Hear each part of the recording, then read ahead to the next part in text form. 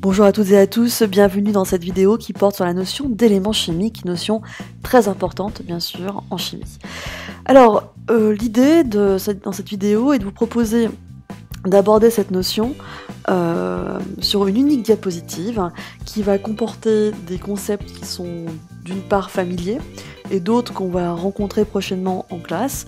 Donc je pense par exemple à la notion de modèle de l'atome, de règle de l'octet, d'ion, de réaction chimique ou de classification périodique. Donc moi ce que je vous propose, ce que je vous conseille en tout cas, c'est peut-être d'attendre, avant de prendre des notes complètes, d'attendre peut-être que l'ensemble de la diapositive apparaisse sur l'écran.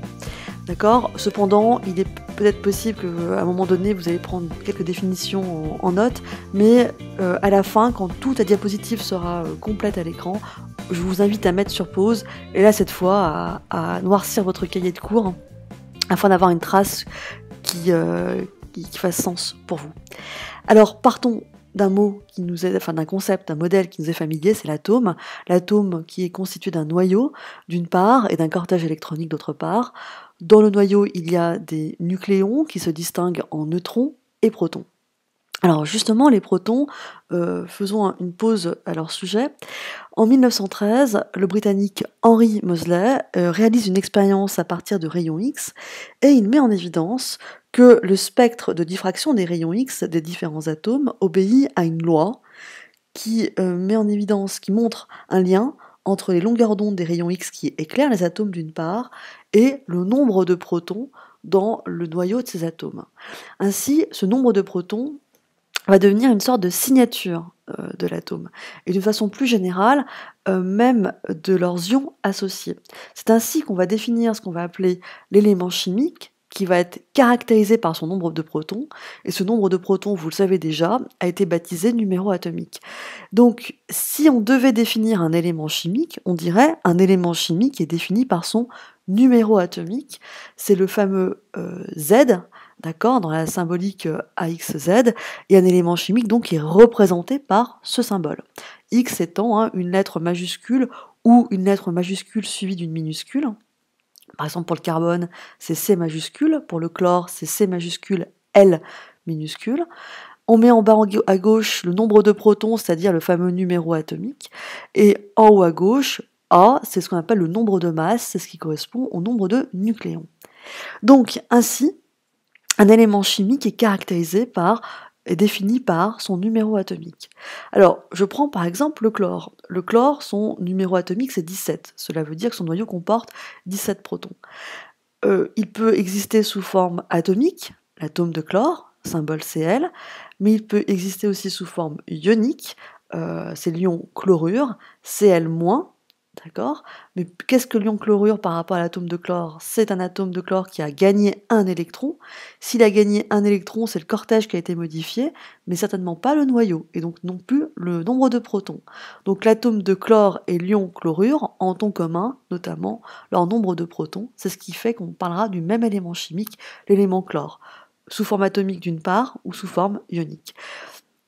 Alors, ces autres caractéristiques aussi, ces éléments chimiques sont répertoriés dans un tableau qu'on appelle la classification périodique, dont le père était Mendeleïev, et le critère actuel, un des critères actuels pour recenser ces éléments chimiques, ça va être notamment le numéro atomique. On classe en effet les éléments chimiques par numéro atomique croissant, et puis donc on reviendra sur cette classification périodique, quelles en sont les principales caractéristiques. Alors, l'élément chimique, on a dit, il peut exister sous forme atomique, sous forme ionique, mais ça peut être aussi des isotopes. Que sont des isotopes ? Eh bien, ce sont des éléments chimiques qui ont le même numéro atomique, mais un nombre de nucléons A différent. Exemple, je prends le carbone. Donc, si on se balade au supermarché des noyaux et qu'on voit un noyau avec 6 protons, on est certain que ce noyau correspond au carbone. En effet, Z égale 6, c'est la signature de l'élément chimique carbone. Maintenant, si il y a dans ce noyau, par exemple, 14 nucléons, eh bien, c'est ce qu'on va appeler le carbone 14. Maintenant, s'il y a 12 nucléons, c'est ce qu'on va appeler le carbone 12. Mais dans les deux cas, il faut qu'il y ait toujours le même nombre de protons, 6. Ainsi, isotopes, ce sera donc par exemple, dans notre cas, le carbone 12 et le carbone 14 sont des isotopes puisqu'ils ont le même nombre de protons, à savoir 6. D'accord? Que je dise 6 ou que je dise carbone C, hein, c'est la même chose, hein, puisque le numéro atomique caractérise l'élément chimique qui est noté par une lettre majuscule. Donc carbone, 6 protons, mais soit 14 nucléons, soit 12 nucléons, donc c'est ce qu'on va appeler des isotopes. D'ailleurs, on va revenir sur cette notion quand on va aborder la classification périodique, et on verra d'ailleurs un lien avec l'étymologie du mot isotope et cette fameuse classification périodique. Alors, autre volet de l'atome qu'on avait laissé un peu de côté, c'est bien sûr le cortège électronique, c'est-à-dire un cortège, un ensemble d'électrons. Les électrons, ce sont les particules qui sont mises en jeu au travers des réactions chimiques, que l'on voit en classe de seconde notamment. Ainsi, si par exemple deux atomes vont interagir entre eux au travers des électrons, cela veut dire que leur nombre de protons ne change pas. Si leur nombre de protons ne change pas, ça veut dire que leur numéro atomique reste le même, autrement dit, l'élément chimique reste le même, autrement dit, l'élément chimique, que je note ici par la lettre EC, est conservé lors de réactions chimiques. C'est ce qu'on avait vu, d'accord, dans l'activité expérimentale sur la conservation des éléments chimiques. En effet, au travers de réactions chimiques, un atome peut par exemple passer d'une molécule à un autre, changer ses partenaires entre guillemets au sein d'une molécule, peut passer d'une forme atomique à une forme ionique, etc. Mais il restera toujours le même élément chimique. Par exemple, le cuivre restera l'élément cuivre sous forme atomique ionique, pareil pour le fer, etc.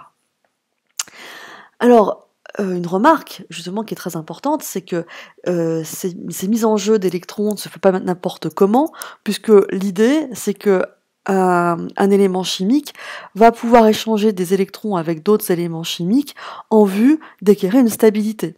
C'est les fameuses règles de l'octet et du duet qui nous invitent à dire, ben voilà, par exemple, le chlore, s'il aura tendance à capter un électron, c'est pas pour rien, ce sera pour vérifier la règle de l'octet.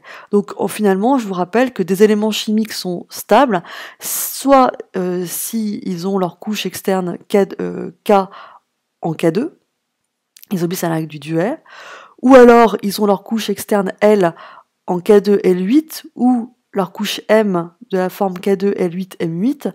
Donc dans ces deux derniers cas, on dira que l'élément chimique obéit à la règle de l'octet. Donc en fait, les éléments chimiques vont chercher à échanger des électrons en sorte de vérifier cette fameuse règle du duet ou de l'octet. Donc ceci résume un petit peu plusieurs notions qu'on a vues. La notion phare étant la notion d'élément chimique, qui, je le rappelle, un élément chimique est défini par son numéro atomique, c'est-à-dire son nombre de protons. On le note, on le représente par son symbole chimique qui est ici X à Z, d'accord. Donc l'élément chimique peut exister sous forme d'atomes, sous forme d'atomes isolés, d'atomes au sein d'une molécule, d'ions, mais aussi d'isotopes. On va revenir sur cette notion prochainement. Il peut y avoir donc des réactions chimiques mises en jeu, mais seuls les électrons, le nombre d'électrons est échangé. Autrement dit, ça veut dire que l'élément chimique, lui, n'est pas modifié puisque le nombre de protons n'est pas modifié. Et ces échanges d'électrons vont être faits, en tout cas dans notre modèle de classe de seconde, en vue de vérifier la règle du duet et de l'octet. Voilà, donc je vous invite à mettre sur pause et à prendre tout ceci en note. Et donc prochainement, on se retrouve dans une autre vidéo sur la notion de classification périodique. Je vous dis donc à bientôt.